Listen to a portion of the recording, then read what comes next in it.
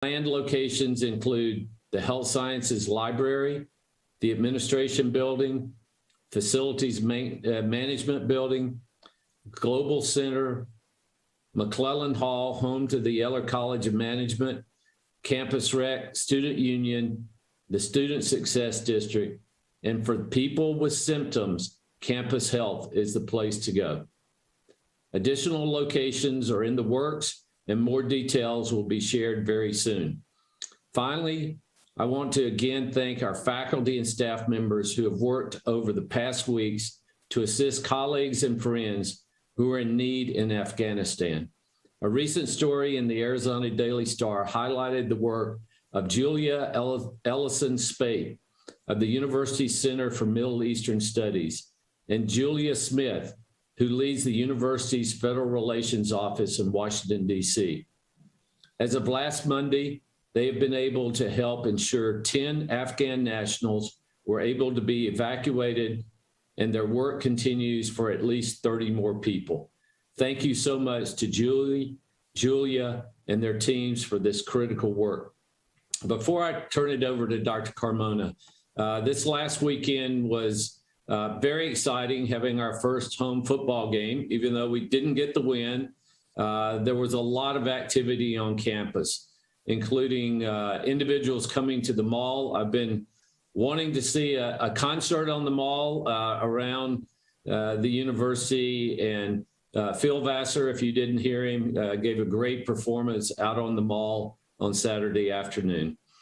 We also honored first responders at the 20th anniversary for 9/11 during the football game. And Davis Monthan Air Base was recognized during the festivities around the game.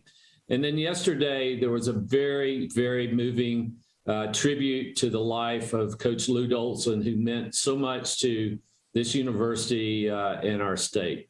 So a lot of activity. We have another football game this weekend. But today we're focused on how we can safely maneuver yet another week and come back next week and hopefully report that the numbers continue to get better. So with that, I'll turn it over to you, Dr. Carmona. Thank you, Bobby. And our journey continues. Can I have the first slide, please? So as President Robbins has pointed out, our numbers are looking pretty good early on. And in comparison with Guam, California, Maricopa, as you can see, and Pima County overall, we're doing relatively well. However, that should not be a sign of becoming complacent. We have to keep our guard up. We have to continue to practice the best public health practices to be able to keep those numbers low. Again, the population we're looking at early on is a relatively small one. As we get busier and more people come in, that will be the ultimate test. And the challenge, of course, is that we still only have about a little over half of our population fully immunized, which continues to place us at some risk. Next slide. So our COVID testing results, as you can see, we've often spoke of staying below 5%. And with the early small numbers, we're seeing the numbers are low. Again, we are concerned. We want to continue to apply all of those best public health practices of mitigation to be able to prevent the spread, the transmission on campus, which we did very well last year. So as we're going into this year now, we have to stay focused on this mission to be able to keep the university open safely. But it's going to take everybody's cooperation following the best public health mitigation practices, including vaccination, in order for us to continue to remain open safely. Next slide.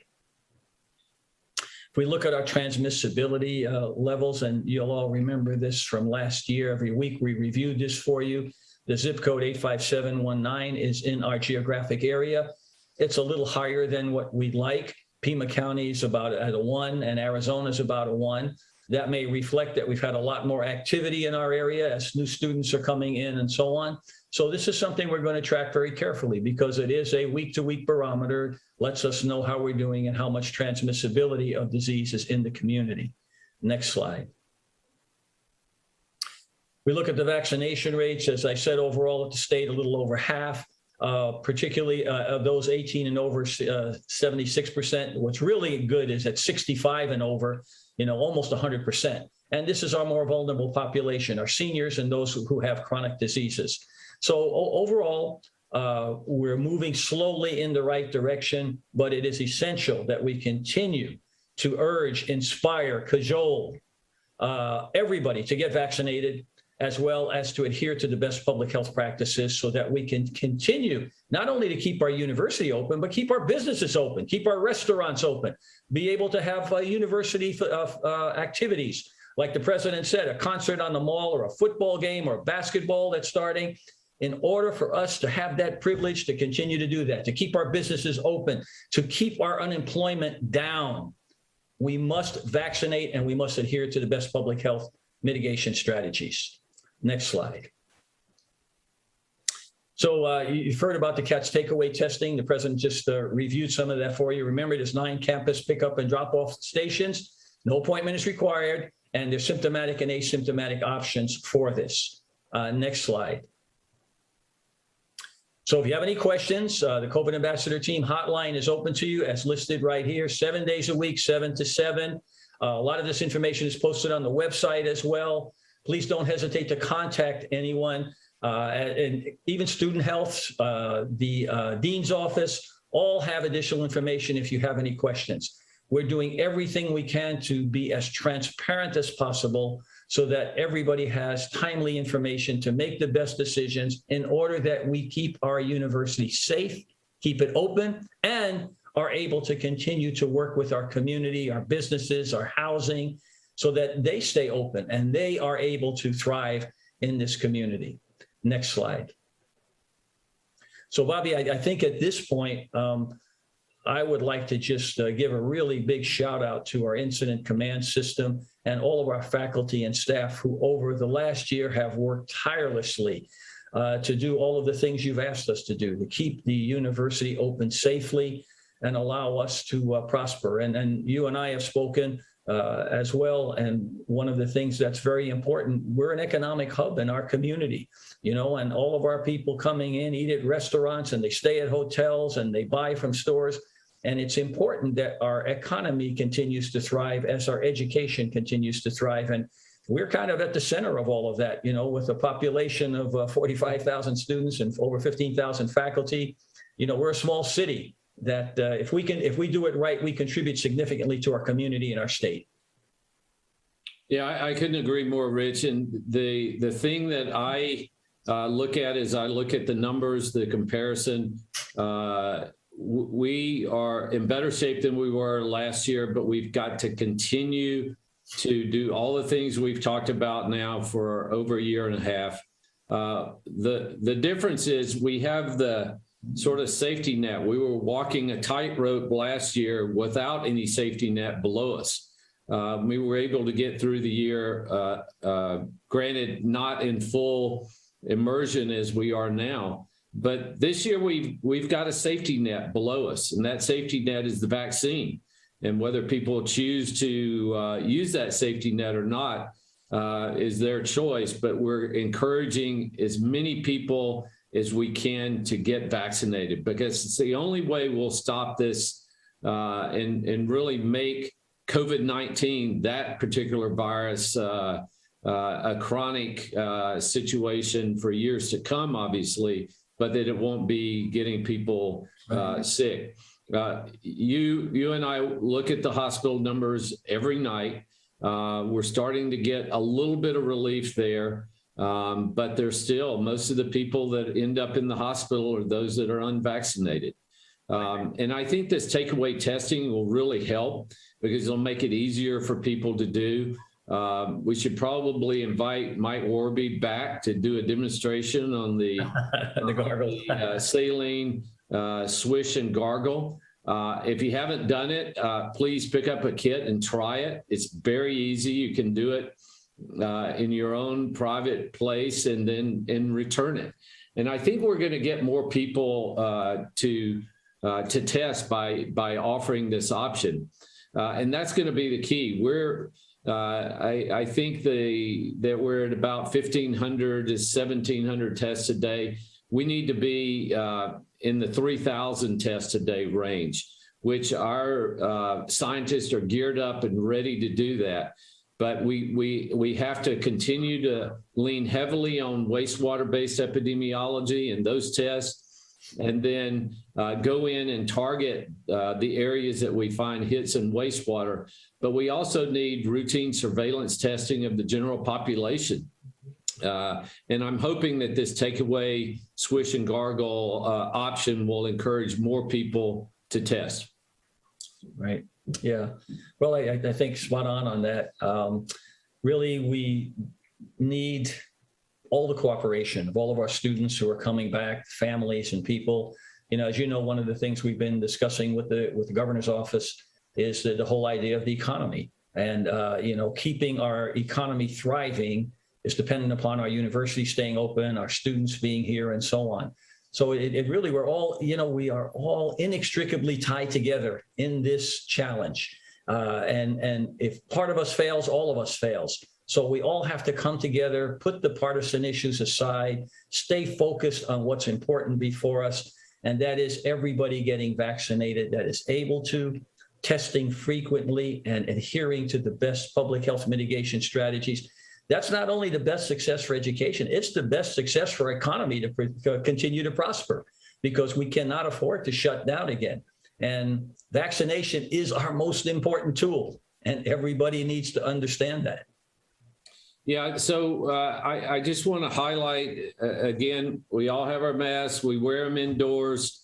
I would say that compliance with those requirements has been incredibly good. So I'm appreciative to all the students, faculty, and staff who are adhering to our requirement that if you're indoors and you can't adequately and continuously maintain social distancing, just wear your mask.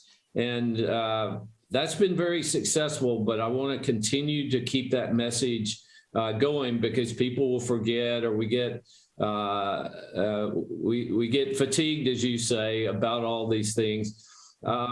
We're so successful, we're blowing through a lot of the disposable masks. And I would ask if people could wear the same mask all day long, not just when they go out of class, throw them away, but try to use them all day. We issued a couple of masks to every student, faculty, and staff last year. I understand these more permanent masks are on back order, and we'll have those soon. But I'm so appreciative of everyone providing protection to themselves and everyone else around them by continuing to cover their face, because breakthrough infections are a real thing.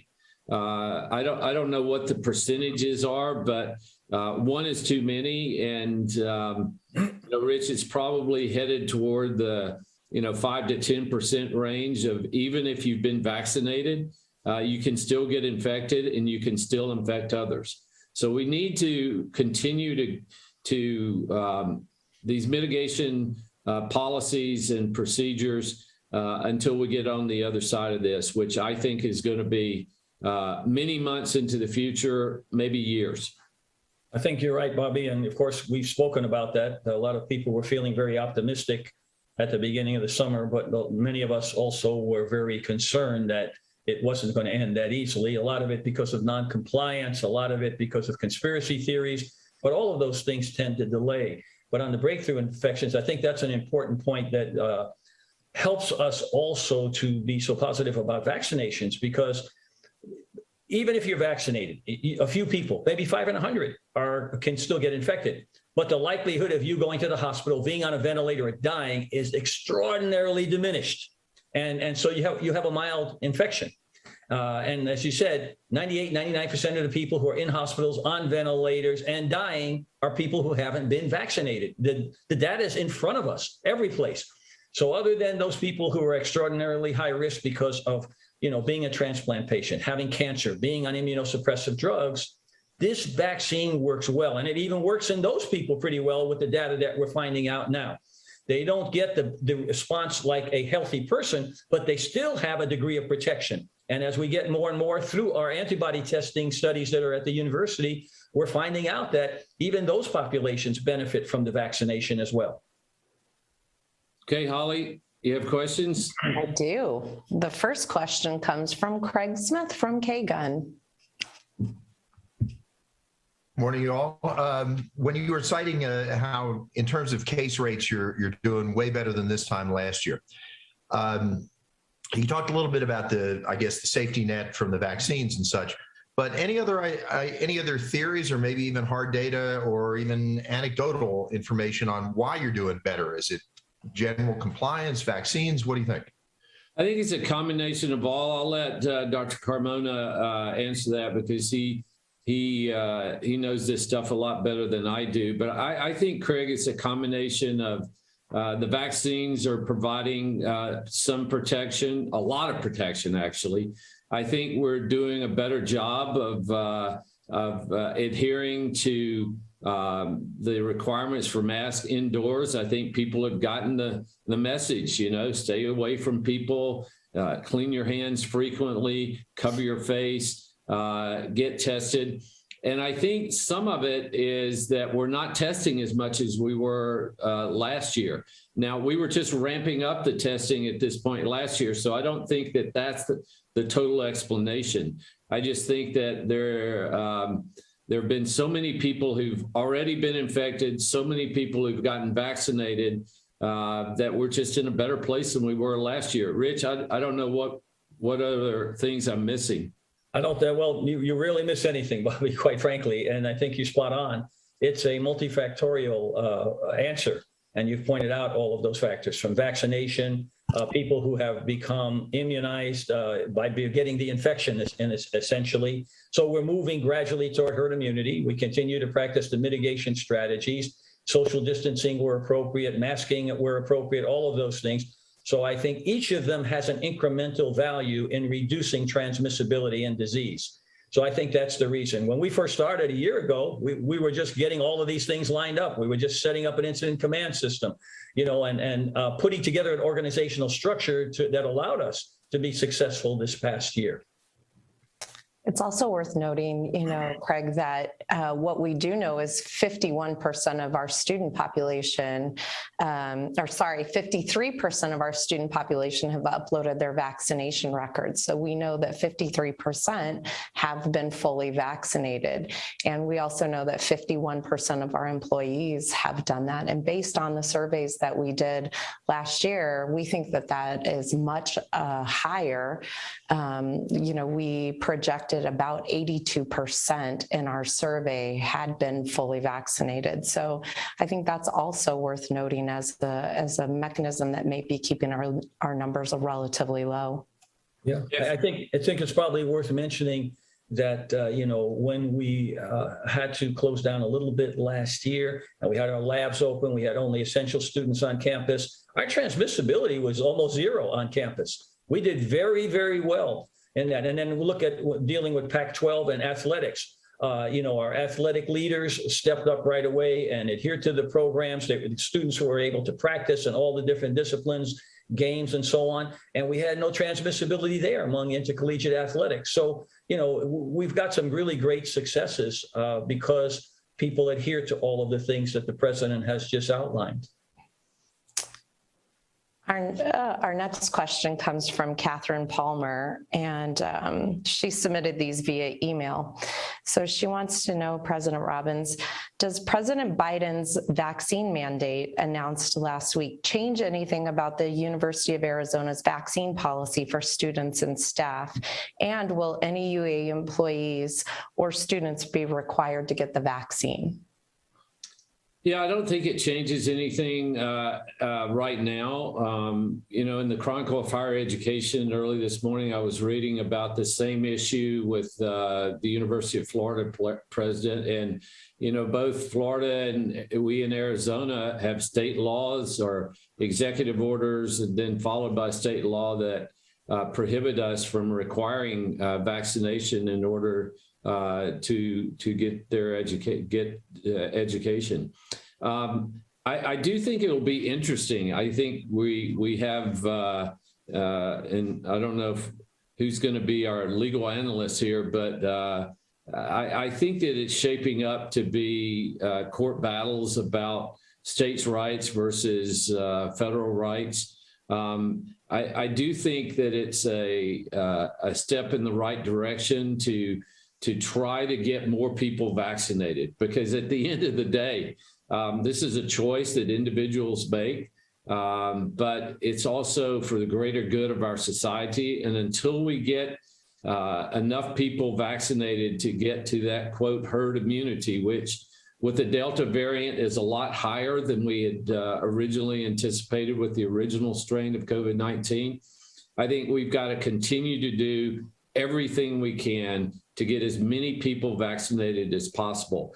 And I think Craig's first question about why are we doing better? If you look at the states where the vaccination rates are low, the number of cases are the highest. So it doesn't take even an epidemiologist to figure that out. If you've got a population that's more vaccinated, you're going to have less cases. But the bigger issue, I think, is we need to get the whole globe vaccinated, because if we don't, they're going to continue to be mutations. Delta looks like the best mutation that the virus can do right now. There are others. There, epsilon, there are mu, there are lambda, there are other ones. But Delta has kind of figured out a way to be very crafty and be very contagious. The good news is that the disease is less severe with Delta than it was with the original strain. You want to add anything, Dr. Carmona? No, I think that was spot on. Spot on. Okay, great. Catherine has one more question, and she wants to know if you have any comment on the University of Arizona's U.S. News ranking dropping below the top 100 national universities this year. Yeah, so this is an answer that, I said when I got here, I hope that we would get into the top 100 overall universities. Last year, I think we were ranked 97th. This year, we dropped to 103. I also thought that we should be in the top 50 public universities, and we made it into the top 50 last year, and we remain in the top 50 this year for public universities at number 46. Every year or every couple of years, U.S. News and World Report change their methodology for how they rank people. And we're clustered together this year. I think there are 14 universities that are tied for 103. So we're roughly in the same ballpark we were last year, and there'll continue to be methodological changes that occur. I'm very proud of what we're doing in terms of research expenditures. Dr. Cantwell and the whole team around research has done a fantastic job of continuing to increase research expenditures, and that's part of the equation and how U.S. News and World Report gives out rankings. The area that we continue to need to work on and invest in and be diligent about is student success. Retaining our students from that critical first year to the second year is really, really important. And there's definitely opportunities for us to improve. And I know the provost and everyone at the university is investing money, time, programs, innovative ways to help our students be successful. Because if you can retain them past that first year and continue to provide support, the goal, of course, is to help our students graduate, get a degree, go on to a graduate or professional program, go get a job, realize their hopes and dreams, and go out and make the world a better place. That's what we want. And we want it for every one of our students, no matter where they come from. And a lot of our students come from places that You know, I was with students last night who are really disadvantaged and are being given opportunities through programs through the private sector for after-school programs and education programs and teaching them music and getting them involved. And we need to start this not only when they get to the University of Arizona, we're going to do that and we're committed to doing that, but we've got to be out in the community helping, starting in grade school, certainly by middle school, getting these programs in place and helping these students get a chance to come to the University of Arizona and be successful. So that's where I think once we get better outcomes with student success and helping our students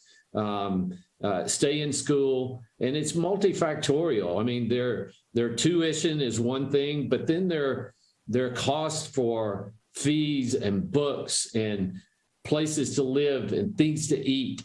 We've got to have a holistic approach to help our students be successful, and the rankings will follow if we focus on the mission and the fundamentals of living our values every day. We have one follow-up from Craig Smith. Go ahead, Craig.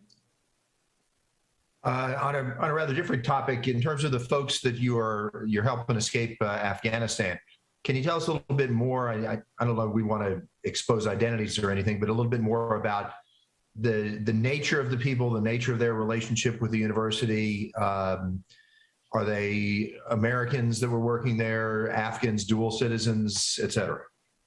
Yeah, I think it's a combination of a lot of different things. Holly, I don't know if you've got more details. You know, I usually say too much, but I just want to reemphasize how important this work is and how appreciative I am to Julie, Julia, and everyone who's coming together to help these poor people.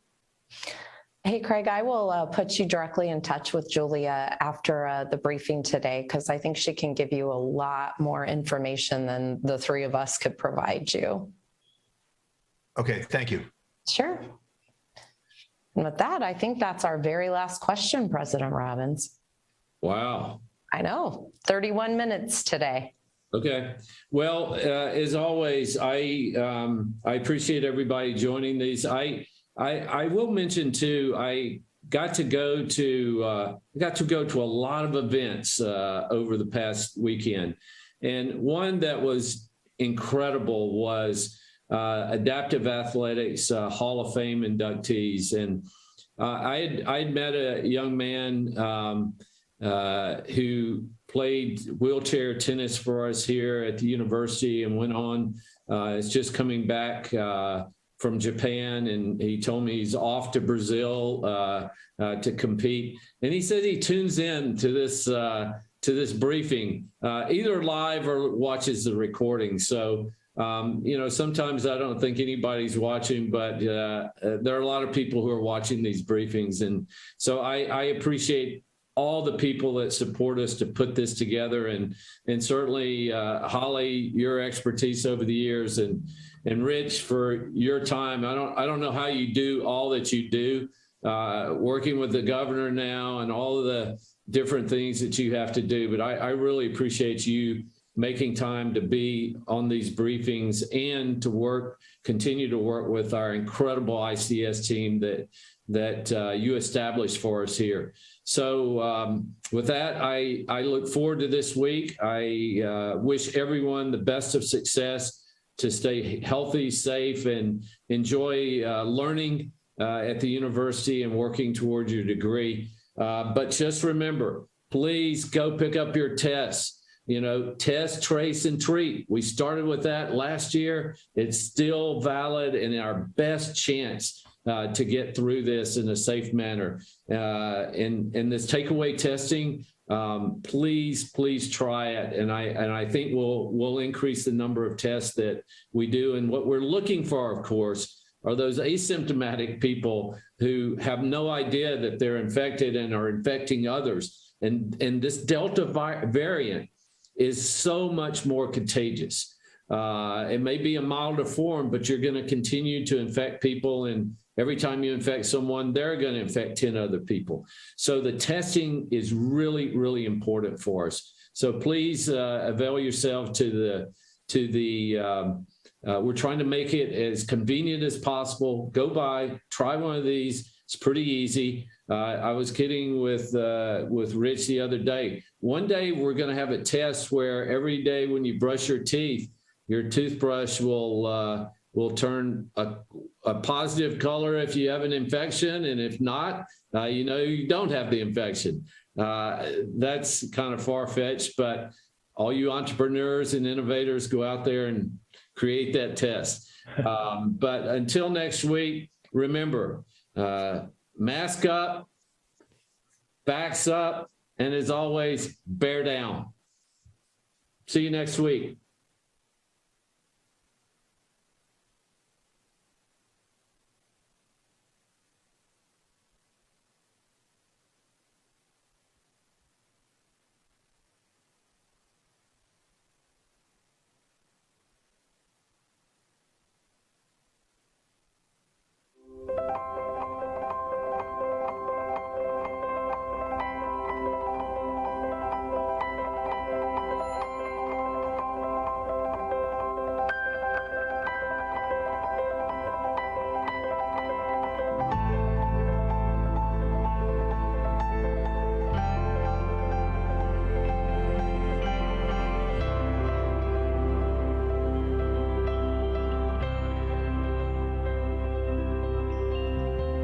I think in March, I started really accelerating the dialogue about what it would take for us to hold some sort of in-person ceremony.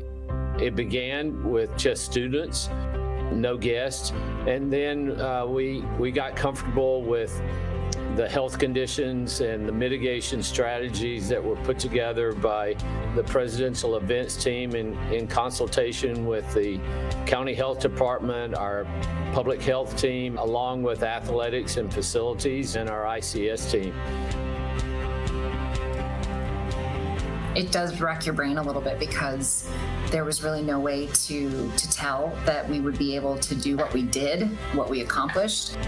But by utilizing the tactics that we have as event planners and mitigation measures that we could put in place. Normally, we would have 35,000 in the stands, 5,000 on the field. And so this year, that just couldn't happen. So we needed to really change the whole layout and make sure everybody was social distancing. That's why we put together pods in the stands. We put together pods in Davis. We limited ticketing. That was tough, having to limit to 4 guests per student. It was 8 days and 2 ceremonies a day. And at that level and with those venues, the large venues, it takes a lot of people and a huge team to pull it off. We worked with approximately 50 units on campus. That's something that we've never done before. And so there were challenges, but we overcame them and we worked together. And I think the common goal of bringing something in person, for our students was just that goal for everybody. And that really motivated people to pitch in and assist and realize that this isn't a normal year. This is something that we're going to have to dig deep on. Volunteers ranged from 40 or 50 per ceremony. We ended up with over, maybe 200 people across campus. And these things just don't happen without volunteers.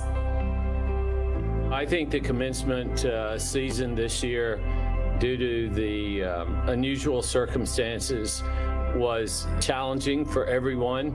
But at the same time, I think it brought great joy and excitement for our students, their loved ones, their families, their supporters, who were able to see them walk across the stage and be recognized.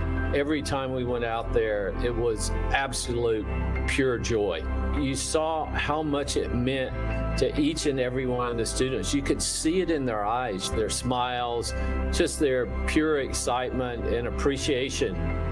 And I'm so proud of them for just powering through, certainly in this last year and a half, for the faculty and the staff supporting our students, our entire university community. Thank you so much. And class of 2021, congratulations.